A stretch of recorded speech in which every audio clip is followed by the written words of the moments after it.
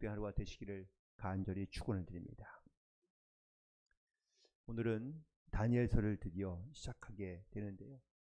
먼저 이 다니엘서의 역사적인 어떤 이러한 배경은 여러분들이 조금은 그래도 다 아실 줄 믿습니다. 이스라엘이 두 번의 바로 이 바벨론의 침략을 받게 되는데, 처음 침략에는 전쟁에 패하긴 했지만 예루살렘 성이 무너진 건 아니었습니다. 결국 왕이 포로로 붙잡혀가고, 그리고 또 그 예루살렘에 있던 귀족이나 아니면 왕족들을 붙잡아 가게 된 것이죠.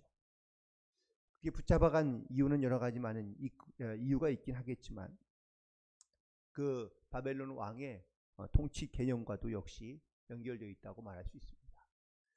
그리고 또 오늘 본문에 있는 말씀처럼 그 유다 땅에 자녀들을 데려갈 때에 그 사람들 중에서, 아이들 중에서 가장 지혜롭고 또한 혹은 가장 학문에 익숙한 그러한 또한 왕궁에서 쓸만한 소년들을 데려가게 되었는데, 그 아이들 중에 바로 이 다니엘과 우리가 잘 알고 있는 세 친구들이 함께 포함되어서 끌려가게 된 것을 보게 됩니다. 그런데 오늘 성경에도 기록되어 있지만 그 중에서 아마 왕족과 혹은 또 귀족 출신들 자녀 중에서 가장 지혜로워 보이는, 그리고 또한 실제로 학문적으로도 매우 탁월한 능력을 갖고 있는 그런 아이들만 선발하여 뽑은 인재들인 것이죠. 그리고 놀랍게도 이 다니엘과 그리고 또 세 친구인 이 친구들은요, 바벨론으로 가서 그들이 거기에서 바벨론의 학문을 익히게 되는데, 놀랍게도 오늘 본문에 말씀하고 있지만 모든 사람들보다 더 뛰어난 그러한 인재들로서 그들이 기록되어져 있는 것을 보게 됩니다. 특별히 바벨론 제국의 이 임금이 바로 이 포로된 나라들 혹은 제3세계에 있는 인재들을 데려와서 교육시키는 데는 두 가지의 목적이 있다고 말할 수 있습니다. 첫 번째는 바로 그 아이들을 데려와서 또한 거기에서 자기 학문을 가르치고, 또한 유능한 인재들을 길러서 바로 자기의 나라에 이끌어갈, 바벨론을 이끌어갈 그런 핵심 인재들로 키우기 위해서이고요. 더 중요한 두 번째 이유는 이렇처럼 바벨론의 어떤 지식과 사상으로 무장되어 있는 이들이 나중에 다시 자기 나라로 돌려보내서 그들을 통치하려 할 때에 이 사람들을 세워서 바로 이 바벨론의 어떤 이러한 정치적인 영역이 흐트러지지 않게끔, 또한 다른 반란이 일어나지 않게끔 하기 위해서 친 바벨론의 성향을 가진 사람들로 그 나라를 다스리게 하기 위한 목적을 가지고 있게 됩니다. 그래서 바벨론에 이처럼 어떠한 이민들을 위한 정책들을 펼 때마다 그래서 이런 인재들을 동요하고 사용했던 것이죠. 오늘 본문에 등장하고 있는 역시 다니엘과 세 친구들은 물론 유다 땅에서 가장 지혜롭고 탁월한 사람들로서 바벨론에 끌려갔지만, 그 바벨론의 안에서 같이 함께 교육받던 모든 친구들도요, 다 그와 같이 다른 각 나라에서 똑똑하고 지혜로운 아이들만 뽑아서 모여진 그러한 어쩌면 엘리트 교육 장소라고 말할 수 있습니다. 그런데 여기에서 오늘 본문에 있는 말씀 가운데 우리가 조금 더 이 다니엘이 기록된 이유, 또한 이 다니엘을 통하여 하나님께서 이스라엘 백성들 가운데 어떻게 역사하고자 했던 이유가 무엇인지를 오늘 다시 한번 돌아보며 은혜를 나누고자 하는데, 첫 번째는 바로 하나님께서는 바로 남은 자를 통하여 일하신다라는 것을 우리 가운데 말씀하고 있다는 사실입니다. 물론 포로로 붙잡혀갔습니다. 자기의 의지도 아니고 혹은 또 자기의 뜻도 아닙니다. 하지만 포로로 붙잡혀간 이 다니엘과 세 친구들은요, 그들이 스스로 이 바벨론 나라에서 자기들이 어떠한 존재로 살아가야 될지를 고민하고 있고, 또한 그리고 그 하나님의 뜻을 따라 살기로 결단하며 나아가는 것을 보게 됩니다. 이스라엘 백성들이 이 바벨론과의 전쟁에서 패하고 난 다음에 일부는 남아있게 되고 그리고 일부는 붙잡혀 가게 됩니다. 그런데 남아있는 사람들이 그 땅 예루살렘에 남아있게 된 이유는 과연 무엇이었을까? 많은 이스라엘 백성들이 교만하여져서 스스로 착각 가운데 빠진 것은 죄를 짓거나 악한 일을 행한 사람은 다 포로로 붙잡혀가고 그리고 예루살렘에 남아있던 자기들은 거룩하고 온전하여 하나님의 나라의 성전에 남아있게 되었다고 생각하며 착각했다는 겁니다. 하지만 하나님께서는 결국 그들이 남아있는 자로서 혹은 또 남아있어야 되는 그러한 자들로서 그들이 어떻게 하나님께 나아가야 되는지에 대해서는 깨닫지 못하고 오히려 그 남아있는 자의 의식이 바로 이스라엘 백성들 가운데 여전히 흘러가고 있지만 그 뜻을 깨닫지 못했다라는 사실이었습니다. 하지만 오늘 본문에 등장하고 있는 다니엘과 세 친구들은 달랐습니다. 하나님께서 우리를 이곳 가운데 보내셨지만 여기까지 보내신 분명한 이유가 있다. 그리고 그 뜻을 찾게 되고 또한 그 뜻을 따라 순종하며 나아가게 되는 것을 보게 됩니다. 결론적인 이야기 같지만 결국 하나님께서는 이렇게 자신을 향해 뜻을 세우고 또한 그 뜻 가운데 순종하는 자를 하나님께서 택하시고 또한 그를 세우셔서 결국엔 이 바벨론의 왕 외에 그 바벨론의 땅을 다스리는 가장 탁월한 지도자와 또한 가장 탁월한 사람으로 이 다니엘과 세 친구들을 세우게 되시고 또한 그들 가운데 하나님께서 역사하신 하나님의 놀라운 섭리와 은혜들을 오늘 이 다니엘을 통하여 우리 가운데 증거하고 있는 줄로 믿습니다. 다니엘과 세 친구들은 이제 그들이 그 바벨론 땅에서 바로 유다인 즉 히브리인으로 이스라엘인으로 살아가기를 원했던 것은 바로 하나님이 우리 가운데 함께 하신다는 이 믿음의 고백으로 살아가기를 원했던 것을 알 수 있는데요. 그런데 이게 자기 마음먹은 대로 되는 일은 아닙니다. 포로로 붙잡혀 간 그들에게 가장 첫 번째 달라지는 것이 있으면 과연 무엇이었습니까? 바로 이름이 바뀌게 됩니다. 지금까지는 다니엘, 그 다음에 하나냐, 그 다음에 미사엘, 그리고 아사랴라는 이러한 이름을 갖고 있는데 이 이름은 히브리식 이름입니다. 다니엘은 하나님은 나의 재판장이시다 라는 뜻이고 하나냐는 하나님은 은혜로우시다. 미사엘은 누가 하나님과 같으랴. 그리고 아사랴는 하나님은 나의 도움이시다 라는 뜻을 갖고 있습니다. 그런데 그들의 이름이 다 이 바벨론식으로 이름이 바뀌게 됩니다.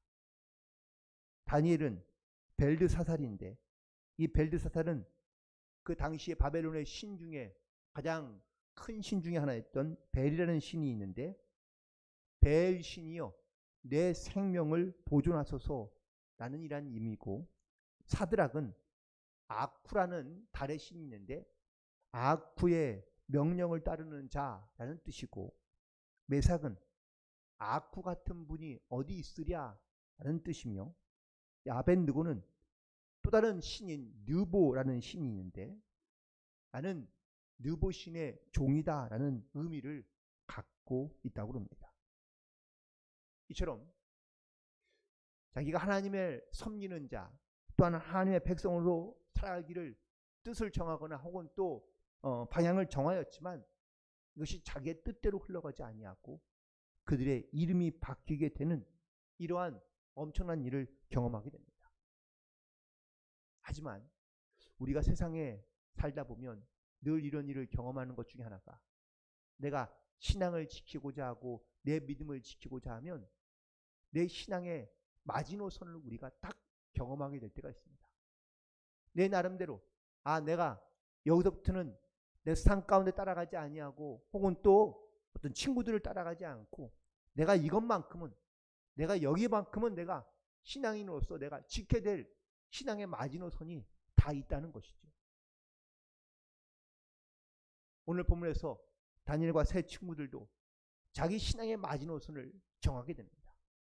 이름이 바뀌는 것, 혹은 또 그 땅의 어떠한 지식과 문화를 배우고 또한 거기에 동화되어 가는 것까지는 어쩔 수 없지만 내 신앙의 가장 마지노선인 이것만큼은 우리가 지켜야 되겠다라고 생각한 것은 적어도 왕이 주는 음식을 먹긴 하지만 적어도 우상에게 드렸던 그 제물 음식만큼은 먹지 말아야 되겠다라는 것이 이들의 신앙의 마지노선이었고 결단이었던 것이죠. 그리고 뜻을 정합니다.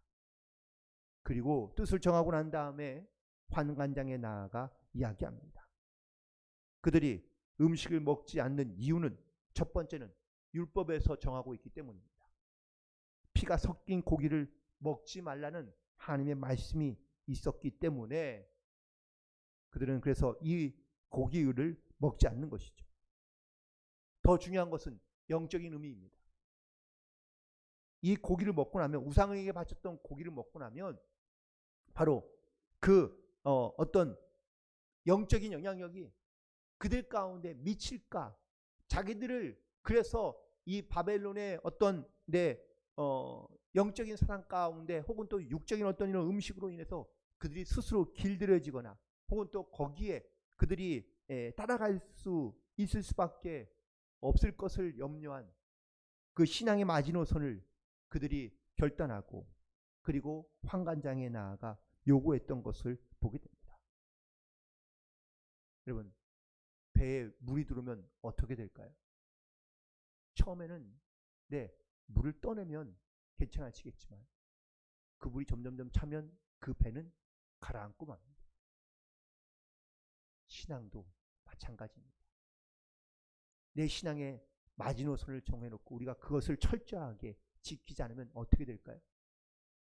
배에 물이 들어오는 것처럼 처음에는 그냥 괜찮은 것처럼 그냥 간단하게 문제를 해결할 수 있을 것이라고 생각하지만 배에 점점 물이 차오르게 되면 감당할 수 없게 된다는 것이죠.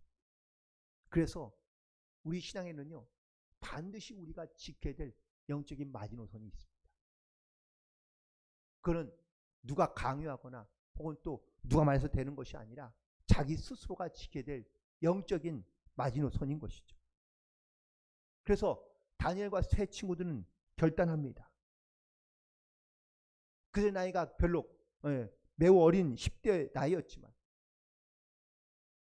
15세의 나이들 가진 이 아이들이 지금은 아이라고 표현하긴 하지만 이 소년들이 그들이 가야 할 길, 또한 내 인생에서 혹은 또 내가 신앙과 믿음을 내가 어디까지 내가 내어주고 여기까지는 내가 반드시 지켜야 된다는 이런 영적인 마지노선이 그들 가운데 분명했기 때문에 그들은 뜻을 정하고 환관장에 나아가 이야기합니다.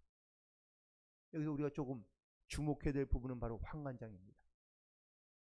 환관장은 이스라엘 사람이 아닙니다.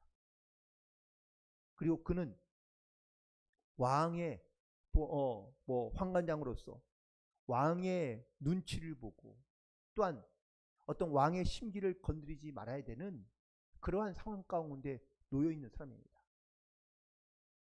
포로로 끌려온 아이들이 물론 불쌍해 보일 수도 있겠지만 하지만 그들이 요구한 대로 무조건 들어줘야 될 무슨 이유가 있는 건 아니지 않습니까? 특별히 이 아이들이 무슨 자기에게 큰 도움을 주는 일도 없을 겁니다. 혹은 정치적인 어떤 이러한 능력을 갖고 있는 것도 아닐 겁니다. 이들을 도와준다고 해서 그에게 유익되는 것은 아무것도 없습니다. 그런데 놀랍게도 하나님께서 이 다니엘이 그 친구들과 함께 뜻을 정하고 환관장에게 나아가 이야기하자 오늘 9절에 있는 말씀에 보니까 하나님이 다니엘로 하여금 환관장에게 은혜와 긍휼을 얻게 하셨다고 말씀하고 있습니다. 결국 이 환관장의 마음을 움직인 것은 누구입니까? 다니엘이 아닙니다. 하나님께서 이 환관장의 마음을 움직이시고 또한 은혜를 베풀어 주신 줄로 믿습니다.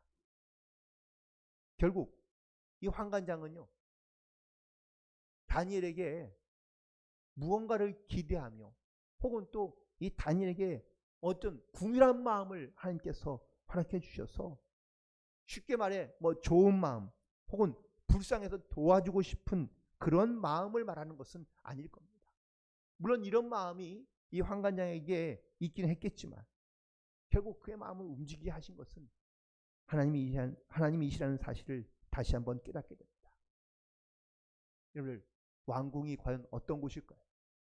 그냥 우리가 겉으로 보기에는 화려하고 아름답고 그리고 거기에는 선하고 착한 사람만 있을까요? 아닙니다. 온갖 암투와 혹은 또 질투와 추악한 모든 어떤 정치적인 이득까지, 그렇게 험악한 그 왕궁의 어떤 내 삶을 책임지는 이 환관장이 정치적인 셈도 빠르고 눈치도 빠른 이 환관장이 왜 포로로 붙잡혀온 아무것도 가진 것 없는 이 아이들에게 이런 궁일한 마음을 갖게 되었을까요? 더 중요한 것은 오늘 본문에 있는 말씀의 10절에 보니까 그는 왕을 두려워하고 있습니다. 왜 두려워하고 있습니까? 혹시나 너희들이 왕이 주는 음식을 먹지 않고 초췌해지고 또한 너희들이 혹시나 상하게 되면 자기의 생명의 위협을 받기 때문에 이 환관장은 이 다니엘과 세 친구들에게 이렇게 마음대로 할 수 없다는 것을 이야기하고 있습니다. 하지만 그럼에도 불구하고 다니엘은 오히려 더 담대해집니다. 오히려 이 환관장에게 우리를 시험해 보라고 이야기합니다. 여러분, 이 다니엘에서 우리가 반드시 또한 깨달아야 될 부분이 하나는 뜻을 정하고 나면 사람이 확신이 생기게 되고 분명한 삶을 살아갈 수 있다는 사실입니다. 다니엘이 뜻을 정하자, 물론 이것이 단순하게 내가 뜻을 정했으니까 그래 내가 뜻대로 나아가보자 라고 결단한 것이 다가 아니라 이 다니엘의 결단에는 목숨을 건 선택이었다는 사실을 우리가 반드시 기억해야 될 줄로 믿습니다. 왕의 명령을 거역하는 겁니다. 환관장도 이걸 두려워하고 있는 것이죠. 죽음을 선택한 각오였는데, 죽음을 각오한 선택이었는데, 그런데 이 선택에 하나님께 뜻을 대운 이 선택에 하나님께서 응답하시고 역사해 주신 줄로 믿습니다. 다니엘은 분명 자기의 인생에서 지금 하나님의 뜻을 세워야 될 때가 언제인지를 깨닫고 자기 신앙의 마지노선을 정합니다. 그리고 그 마지노선을 그는 지키기 위하여 그는 죽음에 비교되는 선택을 하게 되죠. 그리고 확신을 가지고 기도하며 나아갑니다.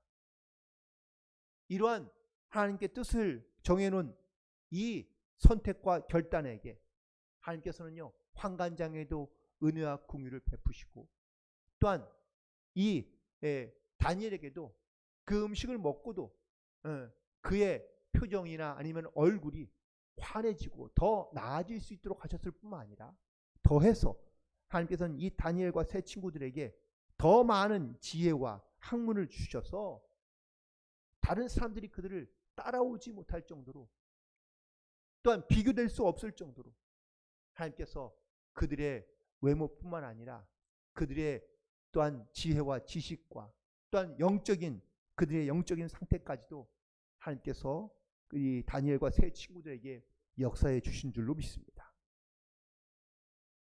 우리는 어떻습니까?